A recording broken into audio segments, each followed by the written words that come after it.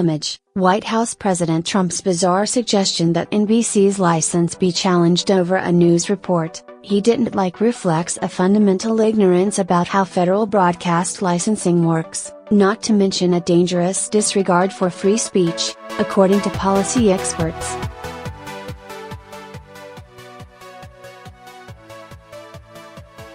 Trump's latest attack on the news media appeared to be in response to an NBC News report describing how the president called for a dramatic increase in U.S. nuclear stockpiles during a July meeting.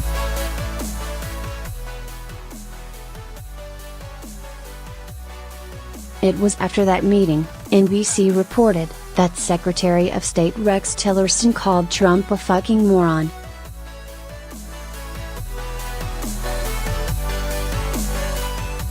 On Wednesday morning, Trump once again branded NBC News as fake news, and asked in a tweet when it might be appropriate to challenge NBC's license.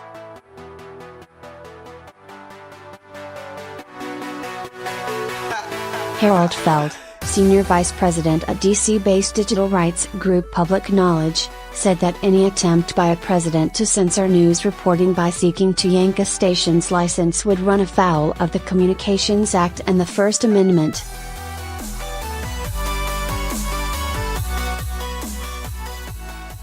The whole system of FCC licensing is designed to prevent a president from doing exactly what Trump suggested, Feld told Motherboard.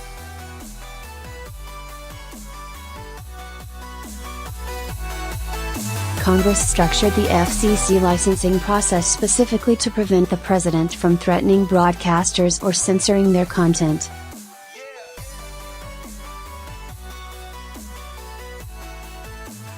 And happily for the people of the United States, that system works. Feld also pointed out that Trump's rhetorical question doesn't make much sense, because the FCC does not issue licenses to news networks, but rather to individual radio and television stations.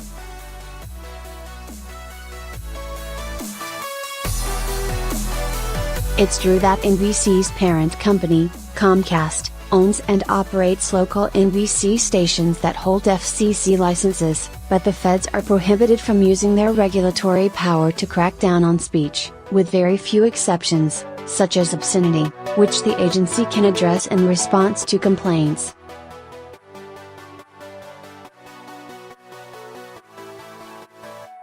We want the government to act as a referee, and to promote media diversity, though things like media ownership rules, and the allocation of radio spectrum, said Feld.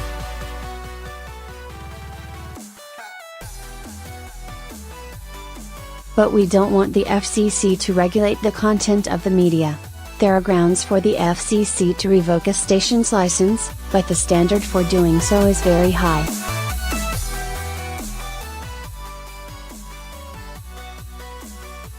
For example, repeated violations of FCC rules or the commission of serious crimes might be grounds for losing a license.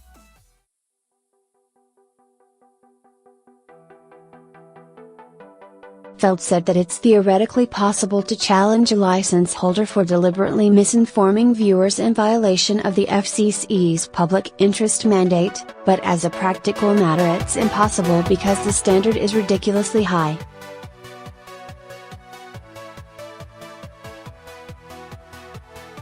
You basically have to kill someone, or be a child sex predator to lose your broadcast license.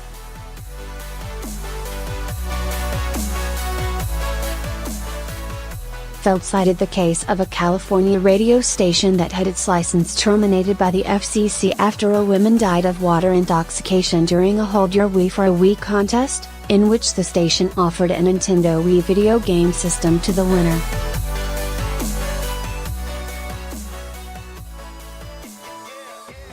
There have also been a handful of cases in which the FCC has cited its character policy to strip broadcast licenses from individuals convicted of child molestation.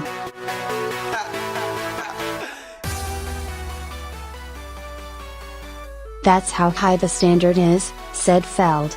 You basically have to kill someone, or be a child sex predator to lose your broadcast license.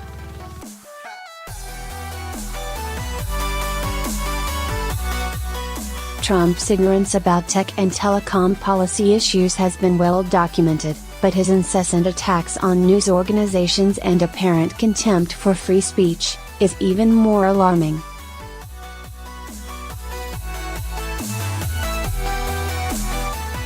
Trump has repeatedly attacked individual reporters, and even branded journalists as the enemy of the American people.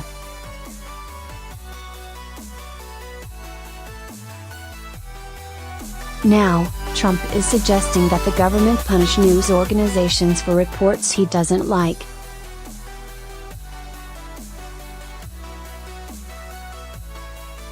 This madcap threat, if pursued, would be a blatant and unacceptable intervention in the decisions of an independent agency, former FCC Commissioner Michael Copps, who serves as a special advisor to public interest group Common Cause, said in a statement.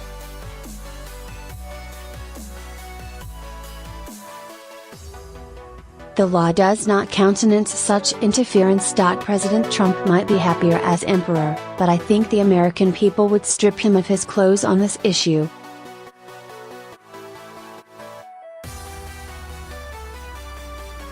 Shortly after Trump issued his tweet, Sen. Markey, the Massachusetts Democrat, sent a letter to FCC Chief Ajit Pai, urging him to withstand any urges from President Trump to harm the news media and infringe upon the First Amendment.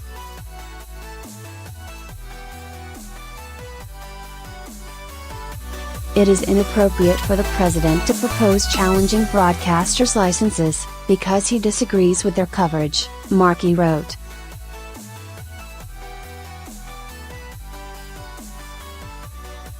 Any insinuation that elected officials could use the levers of government to control or censor the news media would represent a startling degradation of the freedom of press,